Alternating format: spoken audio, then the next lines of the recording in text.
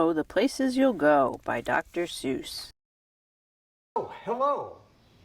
My name is Chris. And I'm Patricia. This is Butch.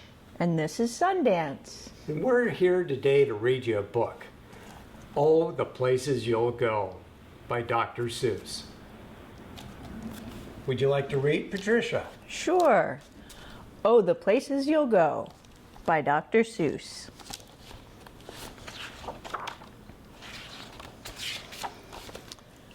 Congratulations! Today is your day. You're off to great places. You're off and away. Where are you now? Where are you going? Butch, where are you going? You have brains in your head. You have feet in your shoes. You can steer yourself any direction you choose. You're on your own, and you know what you know. And you are the guy who will decide where to go. What if you're a gal? And you are the gal who will decide where to go. You'll look up and down streets. Look 'em over with care. About some you will say, I don't choose to go there. What kind of streets would you choose not to go down? Would you go down a street with these things popping up out of the manholes? Look at the beady little eyes. What do you think they came from? What are those? Are those coming out of their manholes? I think they're coming up out of the sewer. Sewer. What's in the sewer? Do you want to go down in the sewer? No. Nobody wants to go down in the sewer. Unless you're a sewer man. With your head full of brains and your shoes full of feet. How many of you have shoes with feet in them? So if you have brains in your head and feet in your shoes, what's that telling you? You can decide where you're going to go, where you're going to walk, right? You're too smart to go down any not-so-good street. And you may not find any you'll want to go down. In that case, of course, you'll head straight out of town. It's opener there in the wide open air. Where is this? It's like up here, it looks like the poppies in Lancaster. Yeah, you can see the hills. They're full of poppies.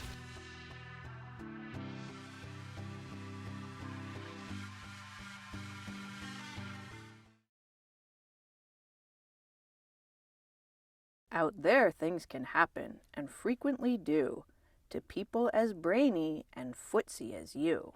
Do you see another reference to feet? The definition of footsie is to work with someone in a close but hidden way. And when things start to happen, don't worry, don't stew. What's stew? Isn't stew something you eat? Stew is also something that sits around for a while, not going anywhere. Now that's great if you're cooking something, but it's not good if you're trying to go somewhere. Be something. Just go right along. You'll start happening too. Oh, the places you'll go. What is this thing? What is this? All these lines, it looks like the circus. It's like a fun house. A fun house. You'll be on your way up. You'll be seeing great sights. You'll join the high flyers who soar to high heights. That's pretty high. What is that?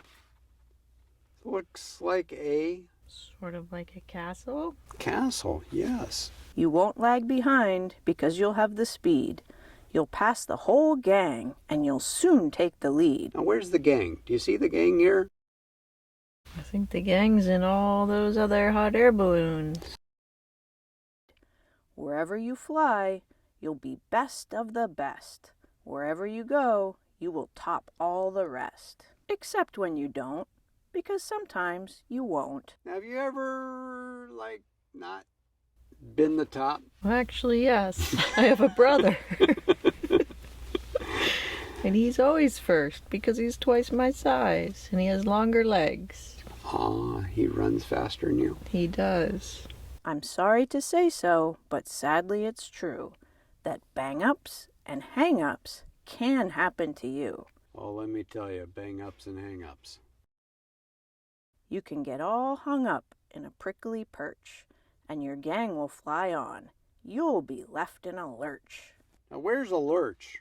I think it can mean a lot of things, but here I think it means he got stuck in a tree. Stuck in a tree. The definition of lurch is to leave a friend abruptly and without support in a difficult situation. You'll come down from the lurch with an unpleasant bump, and the chances are then that you'll be in a slump. So you went from a lurch to a slump. Oh my. What is a slump? Ask the Dodgers. They were in a slump for a long time. And when you're in a slump, you're not in for much fun. Unslumping yourself is not easily done. You will come to a place where the streets are not marked. How do you know how to get around when the streets are not marked? Well, I'm a dog. And I can smell my way around. I can't read the signs anyway. But if you weren't a dog, could you just use Google Maps? What if you didn't have your phone? Then you hope you're a dog. Some windows are lighted, but mostly they're dark. Is dark the real name? Real word? Is the author here like making some words up? I think Similar enough? A place you could sprain both your elbow and chin. How exactly would you sprain both your elbows and your chin? Can you even sprain your chin? Is it even possible? Do you dare to stay out? Do you dare to go in? Like when Mom calls you for dinner, so you do come in. Oh yeah, Mom's got dinner there. How much can you lose? How much can you win? And if you go in, should you turn left or right? Or right and 3/4? Or maybe not quite? Okay, let's stand up, choose the direction, and start walking. Which way would you go? Would you go right? Would you go left? Would you go forward? Would you go nowhere at all? Or go around back and sneak in from behind? Simple it's not, I'm afraid you will find. For a mind maker-upper to make up her mind. What's a mind maker-upper? Anyone that can make up their mind. You can get so confused that you'll start in to race down long wiggled roads at a breaknecking pace and grind on for miles across weirdish wild space, headed, I fear, toward a most useless place, the waiting place. Who here likes to wait? Butch, do you like to wait? I hate waiting, especially if my mom has treats. For people just waiting for a train to go. Who's been on a train? Been on a train? Just sitting there waiting for it? It's like, I'm on the train. We can go now. Or a bus to come, or a plane to go, or the mail to come, or the rain to go, or the phone to ring, or the snow to snow. Now, why does it say snow to snow? Because the object is also the verb. Or waiting around for a yes or no, or waiting for their hair to grow. You waiting for your hair to grow? Sometimes after I get a haircut, yes. Everyone is just waiting for the fish to bite. Who's gone fishing? Have you gone fishing? Sure. Yes, I've gone fishing. Or waiting for the wind to fly a kite. Or waiting for wind to fly a kite. That's the worst. When you're ready with your kite and there's no wind. There's no wind. It's windless. Or waiting around for Friday night. Or waiting perhaps for their Uncle Jake. Does anyone here have an Uncle Jake? Is he the funnest or what? Or a pot to boil. Or a better break. Or a string of pearls. Or a pair of pants. Or a wig with curls. Or another chance. Everyone is just waiting. No, that's not for you. Somehow you'll escape all that waiting and staying. You'll find the bright places where boom bands are playing. Boom bands. They're really cool. Has anyone heard a boom band? What is a boom band? I'm not sure what a boom band is. Well, it's like a bunch of guys that make lots of really cool noise. Huh?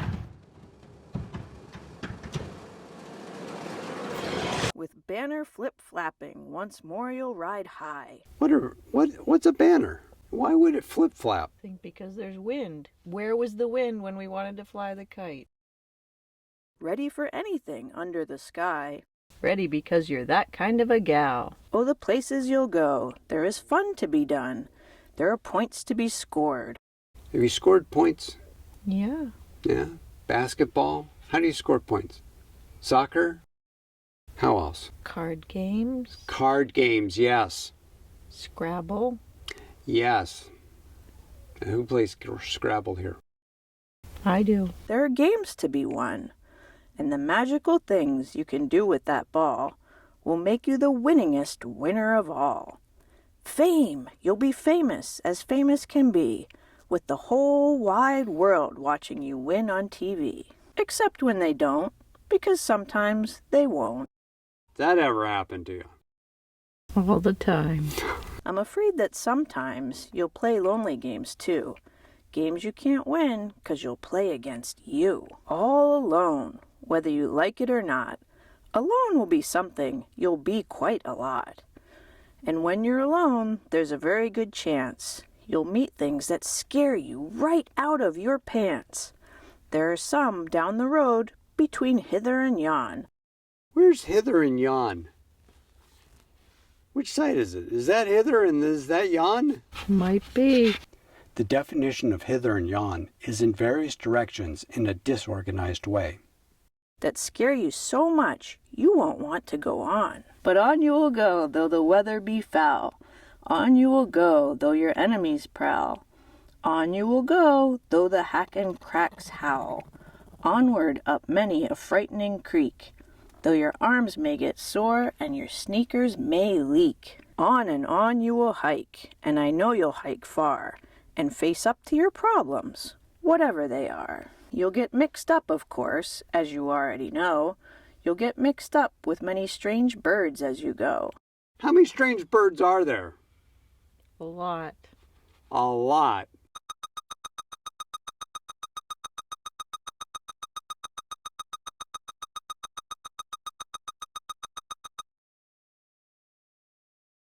So be sure when you step with care and great tact.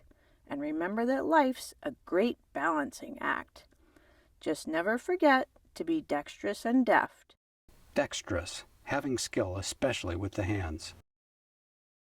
And never mix up your right foot with your left. And will you succeed? Yes, you will indeed. 98.75% guaranteed. Why did he say 98 and not 100%? 'Cause barely anything's guaranteed 100%. I see. Something can always happen. So is that, what, 1.25% Yes. of the time? Something might happen. And then will you go into a lurch? Perhaps. Or a slump. Followed by a slump. Oh, right. The lurch is first. Kid, you'll move mountains. So, be your name Buxbaum or Bixby or Bray or Mordecai Ali Van Allen O'Shea, you're off to great places. Today is your day. Your mountain is waiting, so get on your way. Today we're going to do a craft related to the book, Oh, the Places You'll Go by Dr. Seuss. We're going to make a hot air balloon. So the things you'll need are a few pieces of construction paper, and they don't have to be whole pieces, they could be some scraps, one paper plate, some crayons, a pair of scissors, and some glue. We're first going to make the basket that goes under the hot air balloon. So this is one part where you do need a pretty big piece of construction paper, at least a half a sheet.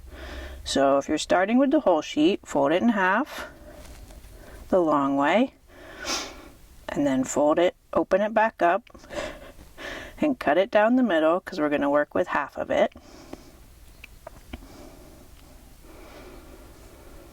And then take one half of the piece of construction paper, fold that in half again, and then in half one more time.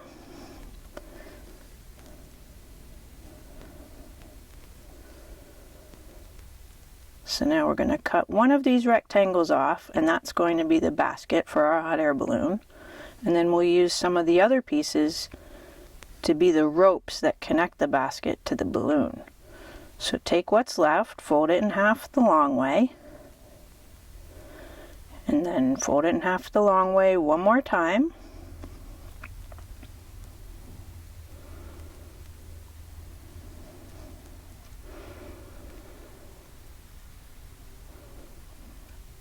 And here's where the two pieces that we're getting ready to cut are going to go. Now cut along the center line here.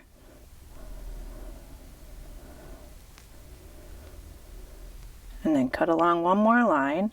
And now we'll be left with two long ropes to connect our basket to our hot air balloon. So I'm going to smooth out the wrinkles from folding it up. Now put a little glue onto the basket and press down on both of these long strips. Now we can use the remaining construction paper to cut out whatever kind of shapes you want. So whatever shapes we're cutting now, we're going to use them to decorate the hot air balloon. So you can use a couple different colors and make as many different shapes as you want. You really don't need a lot. Probably a couple half sheets of construction paper would be fine. So now we'll take all these individual pieces and glue them onto our paper plate in whatever design you want. So however you want your hot air balloon to look, you just take all these individual shapes that you just made and glue them onto the plate until you've got it looking just the way you want it.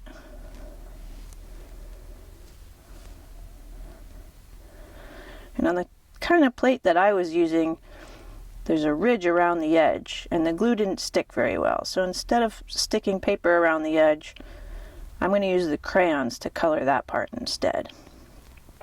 But if you have a flatter paper plate and you want to cover the whole thing in your pieces of construction paper, that's fine too. It's your balloon. You can decorate it however you want. So now take crayon and color around the outside in whatever pattern you want, whatever colors you want.